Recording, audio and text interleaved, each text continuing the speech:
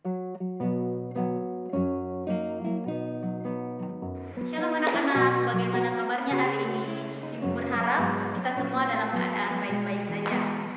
Hari ini kita akan mereview pembelajaran materi IPA kita di sepanjang semester ini. Namun, sebelum kita masuk dalam pembelajaran kita akan membaca dan merenungkan firman Tuhan.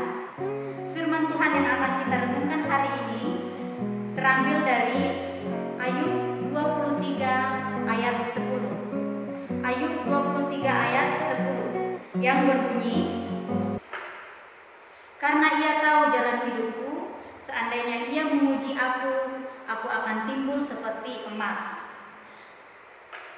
Dari pembacaan kita hari ini diberikan tema penderitaan sebagai alat uji iman. Penderitaan sebagai alat uji iman.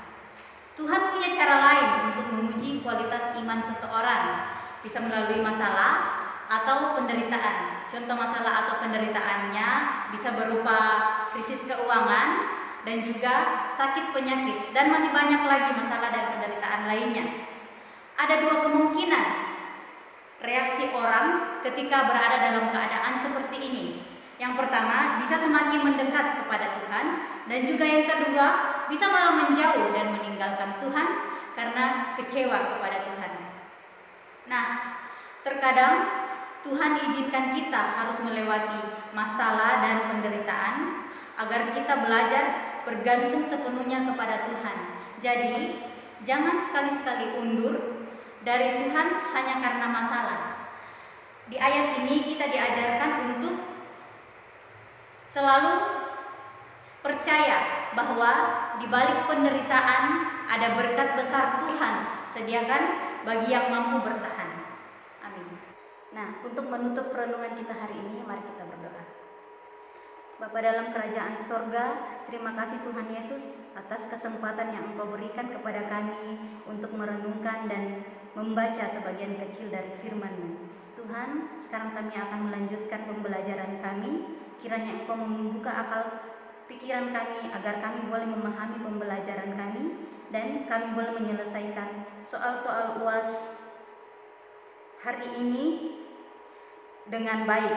Tuhan, ampunkan segala salah dan dosa yang telah kami lakukan dan terimalah kami yang datang kepadamu. Amin. Materi pembelajaran IPA yang akan kita bahas hari ini ada 4 bab. Yang pertama yang akan kita bahas adalah tekanan SAT dan penerapannya dalam kehidupan sehari-hari. Yang kedua, sistem pernapasan manusia. Yang ketiga, sistem ekskresi manusia. Dan yang keempat adalah getaran dan gelombang dalam kehidupan sehari-hari. Kita masuk dalam bab pertama dulu, yaitu tekanan SAT dan penerapannya dalam kehidupan sehari-hari. Tekanan SAT yang pertama yang akan kita bahas yaitu tekanan SAT padat. Tekanan berbanding lurus dengan besar gaya dan berbanding terbalik dengan luas bidang tekan. Jadi, semakin besar dorongan atau gaya yang diberikan, maka semakin besar pula tekanan yang dihasilkan. Sebaliknya, semakin besar luas bidang tekan, maka semakin kecil tekanan yang dihasilkan. Secara matematis bisa kita tuliskan seperti persamaan yang ada di depan. P sama dengan F per A, di mana P itu adalah tekanan, satuannya Pascal, F itu adalah gaya, satuannya Newton, dan A itu adalah luas bidang, satuannya meter persegi. Yang kedua yang akan kita bahas adalah tekanan SAT cair. Bagian pertama dari tekanan SAT cair yaitu tekanan hidrostatis. Bisa dibaca di slide. Tekanan hidrostatis menyatakan bahwa semakin dalam SAT cair, maka tekanan yang dihasilkan semakin besar. Dengan kata lain, tekanan dalam SAT cair sebanding dengan kedalaman atau ketinggian dan besarnya massa jenis. Yang kedua, hukum Archimedes. Hukum Archimedes menyatakan bahwa jika benda dicelupkan ke dalam SAT cair, maka benda itu akan mendapat gaya ke atas yang sama besar dengan berat SAT cair yang didesak oleh benda tersebut.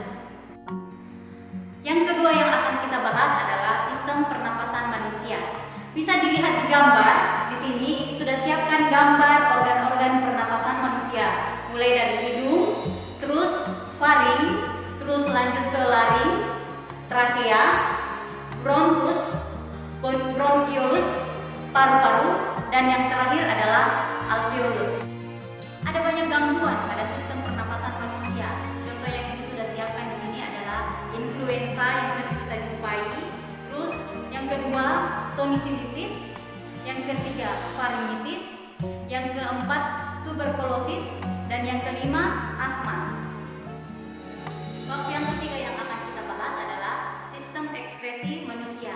Bisa dilihat di gambar yang ibu sudah siapkan di depan. Sistem ekskresi pada manusia ada 4, yaitu yang pertama ginjal, merupakan organ ekskresi yang membuang sisa metabolisme dalam jumlah besar melalui urin. Terus yang kedua adalah kulit. Kulit merupakan organ ekskresi yang mengeluarkan sampah nitrogen berupa urea dalam bentuk keringat. Terus yang ketiga adalah paru-paru. Paru-paru merupakan organ ekskresi yang mengeluarkan sisa metabolisme berupa karbon dioksida dan air. Yang terakhir adalah hati. Hati merupakan organ ekskresi yang memiliki peran mengubah amonia menjadi urea yang nantinya akan dibuang melalui kulit dan ginjal. Ada beberapa gangguan pada sistem ekskresi manusia. Di sini ibu tuliskan 5 gangguan pada sistem ekskresi manusia. Yang pertama adalah jerawat. Terus yang kedua biang keringat. Yang ketiga batu ginjal. Yang keempat nefritis.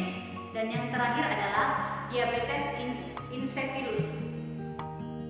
Bab terakhir yang akan kita bahas hari ini adalah getaran, gelombang, dan bunyi dalam kehidupan sehari-hari. Nah, yang pertama yang akan kita bahas adalah getaran, gelombang, dan bunyi. Getaran adalah gerak bolak-balik melalui titik kesetimbangannya yang energinya akan merambat dalam bentuk gelombang. Yang kedua, gelombang. Berdasarkan energinya, gelombang dibedakan menjadi 2, yaitu gelombang mekanis dan gelombang elektromagnetik. Selanjutnya, berdasarkan arah rambat dan getarannya, gelombang dibedakan menjadi 2, yaitu gelombang transversal dan gelombang longitudinal. Di gelombang transversal seperti gambar yang di depan, dia membentuk bukit dan juga lembah. Gelombang transversal disebut satu gelombang atau satu lambda jika dia membentuk satu bukit dan satu lembah. Yang kedua yaitu gelombang longitudinal. Gelombang longitudinal, di gelombang longitudinal dia membentuk perapatan dan juga renggangan. Sama dengan gelombang transversal, di gelombang longitudinal dia disebut satu panjang gelombang atau satu lambda jika dia membentuk satu rapatan dan juga satu renggangan. Selanjutnya kita akan membahas tentang hubungan antara cepat rambat gelombang, panjang gelombang, dan juga frekuensi. Secara matematis dituliskan cepat rambat gelombang sama dengan panjang gelombang dibagi periode. Jadi cepat rambat gelombang sama dengan panjang gelombang dibagi periode, di mana periode itu sama dengan 1 per frekuensi. Jadi periode sama dengan 1 per frekuensi. Nah, di situ kita bisa tuliskan hubungan antara cepat rambat gelombang, panjang gelombang, dan juga frekuensi. Cepat rambat gelombang sama dengan panjang gelombang dikali frekuensi. Frekuensi ini masuk dari periode tadi. Selanjutnya kita masuk dalam materi bunyi. Bunyi merupakan gelombang longitudinal yang merambatkan energi gelombang di udara sampai terdengar oleh reseptor pendengar. Nah, sekarang kita masuk materi terakhir kita, yaitu sonar. Sonar merupakan suatu sistem penggunaan gelombang ultrasonik untuk menaksirkan ukuran, bentuk, atau kedalaman yang contoh penggunaan sistem sonar bisa kita lihat pada atau hewan tertentu seperti lumba-lumba dan kelelawar.